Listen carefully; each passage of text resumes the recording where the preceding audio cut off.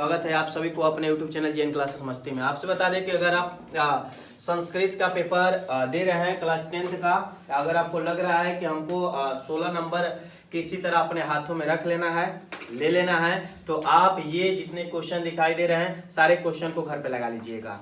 एक कंडीशन इसमें क्या है कि थोड़ा सा बारीकी से देखिएगा जो ऊपर पढ़ रहे हैं पॉइंट को। कह रहा है इस पॉइंट में 16 अंक ऑलरेडी आपको निर्धारित किया है और इसमें आपका एक पॉइंट कहा है कि अधोलिखित में से किन्हीं 8 प्रश्नों के उत्तर देना है।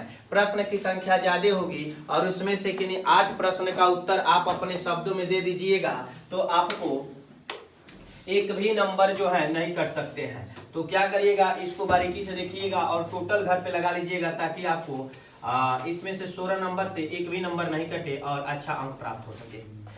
तो पढ़ते हैं और जो भी क्वेश्चन आपको इसमें दिखाई देंगे सारे के सारे क्वेश्चन आपको लिखवाए गए होंगे, ठीक है। तो आप ध्यान से देखना। कह रहा है क्वेश्चन नंबर फर्स्ट कह रहा है कि प्राचीन काल में पाटलिपुत्र को शिक्षा का केंद्र क्यों माना जाता था। ध्यान दीजिएगा क्वेश्चन क्या कर रहा है। पाटलिपुत्र का तो चर्चा किया है लेकिन किसी और चीज का चर्चा नहीं किया है। ये नहीं कहा है कि खेल का मैदान मानते थे या पर्यटन स्थल मानते थे। वहां पे केवल एक बात डिनोट कर रहा है कि शिक्षा का प्राचीन केंद्र क्यों मानते थे। तो वहां पे शिक्षा का कुछ ना कुछ विस्तार रहा होगा, वहां पे शिक्षा का कुछ ऐसे विद्वान निवास किए होंगे, वहां शिक्षा का कहा जाए तो एक जड़ पहले से वहां बोया गया होगा जिसके चलते आज हम पाटलिपुत्र को शिक्षा का केंद्र मानते हैं। उसी के विषय में अगर आप लिख देते हैं तो आपको खूब आराम से इसमें बता दें कि 2 नंबर कोई नहीं रोक सकता है और आपका 2 नंबर मिल जाएगा। एक नोटिस करिएगा एक बात का, वो क्या, तो वो बात है आपके लिए कि यानी कि जिस क्वेश्चन पे आपको कॉन्फिडेंस टोटल हो, यानी कि हाँ इसमें कोई भी गलती नहीं हो सकती है, उसी क्वेश्चन को आप सॉल्व करिएगा। नेक्स्ट क्वेश्चन कर रहा है उपनयन संस्कार का वर्णन करें। उपनयन संस्कार का वर्णन करें। आपको उपनयन संस्कार लिखवाया गया है, आप उसको व्याख्या कर दीजिएगा, आपको 2 नंबर मिल जाएगा। अब यहाँ नोटिस करिएगा, करना है 8 क्वेश्चन, आपने 2 क्वेश्चन खूब आसान से कर लिया और आसानी से कर लिया। नेक्स्ट क्वेश्चन कह रहा है कि नीति अश्लोका पाठ के आधार पर मूढ़ चेता नारधम धमा के लक्षणों को लिखे। अगर यह आपको पता है तो आप इसे लिखिएगा, अदरवाइज नेक्स्ट क्वेश्चन को देखिएगा जो आप आसानी से कर सकते हैं। क्वेश्चन नंबर 4 कह रहा है कि महान लोग संसार रूपी सागर को कैसे पार करते हैं। संसार रूपी सागर को महान लोग किस तरह पार कर सकते हैं। अगर आप इसको लिख देते हैं तो फिर आपको 2 नंबर मिल सकता है। कह रहा है महात्मा बुद्ध के अनुसार वैर की शांति कैसे संभव है। वैर की शांति कैसे संभव है, किनके अनुसार था। महात्मा बुद्ध के अनुसार वैर की शांति कैसे संभव है उसको व्याख्या कर देंगे, ज्यादा शब्दों में नहीं क्योंकि 2-2 नंबर का है तो ज्यादा शब्द में नहीं, 30 से 35 शब्द या 20 से 25 शब्द। नेक्स्ट क्वेश्चन कर रहा है शास्त्रकारः पाठ में वर्णित वैज्ञानिक शास्त्रों पर प्रकाश डाले। ये मत करिएगा कि प्रकाश डालने के बाद टार्च बनाकर प्रकाश दे दीजिएगा, नहीं, उनके विषय में आप लिखिएगा, उनके विषय में आप क्या करिएगा, लिखिएगा।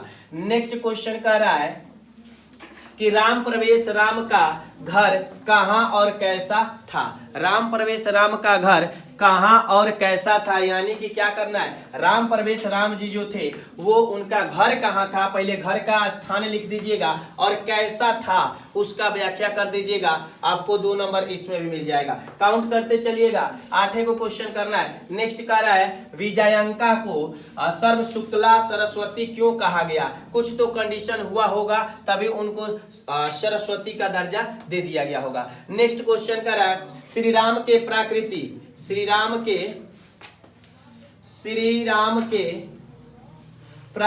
सौंदर्य, श्री राम के प्राकृतिक सौंदर्य बोध पर अपने विचार लिखे। क्या करना है कि उनके विषय में आप क्या करिए, चर्चा कर दीजिए। बहुत सारे लड़के क्या होते हैं क्वेश्चन को पढ़ने के बाद हेजिटेट हो जाते हैं कि क्वेश्चन पूछ क्या रहा है। नहीं, आप क्वेश्चन को केयरफुली पढ़ेंगे तो आपको कोई दिक्कत नहीं होना चाहिए। नेक्स्ट क्वेश्चन कर रहा है धन और दवा किसे देना चाहिए। धन और दवा किसे देना चाहिए, तो समाज का बात है। अब देखते भी हैं जो गरीब होता है उसी को धन दिया जाता है और जो रोग से पीड़ित होता है उसी को दवा दिया जाता है। ऐसे नहीं है कि धनवान को धन दे देंगे और निरोगी को दवा देंगे तो ये गलत हो जाएगा। तो ये तो आप बोल चल के भाषा में देखते हैं, आसानी से लिख सकते हैं, 2 नंबर आपको फिर मिल सकता है। नेक्स्ट क्वेश्चन कह रहा है नेक्स्ट क्वेश्चन कह रहा है आपका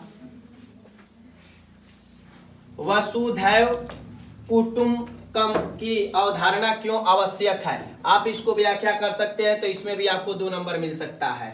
देवगण किसका गीत गाते हैं और क्यों। देवगण जो है वो किसका गीत गाते हैं, ये तो पहला हो जाएगा नाम एक शब्द में, और क्यों गाते हैं उसका कंडीशन लिखना है, क्योंकि क्वेश्चन आपका क्यों कह रहा है। क्यों जब पूछ दे तो उसका उत्तर ऑलरेडी बड़ा हो जाएगा। नेक्स्ट क्वेश्चन कर रहा है उपनिषद में किसका वर्णन है। उपनिषद में किसका वर्णन है, अर्थात कहने का मतलब यही है कि उपनिषद आपके मंगलम पाठ का जो क्वेश्चन है, उसी में मंगलम पाठ जो चैप्टर है उसी से यह क्वेश्चन उठाया गया है। तो आप ध्यान दीजिएगा कि उपनिषद के मतलब होता है कि जो गुरु के समीप बैठकर शिक्षा को ग्रहण करता है उसे उपनिषद कहते हैं। और बस इतना व्याख्या कर दीजिएगा, शक्र और कण से कौन सी बड़ी भिक्षा मांगी और क्यों।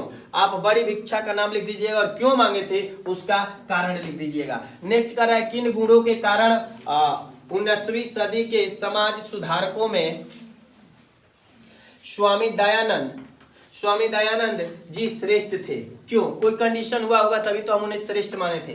नेक्स्ट क्वेश्चन कर रहा है संस्कृत साहित्य के संवर्धन में पंडिता छामाराव के योगदान का उल्लेख करें। अब क्या करना है, पंडिता छामाराव जो थे उनके विषय में आप क्या कर सकते हैं, लिख सकते हैं। तो ये भी आपको 2 नंबर मिल जाएगा। अब आपसे बता दें कि टोटल क्वेश्चन की संख्या है आपका, टोटल क्वेश्चन की संख्या है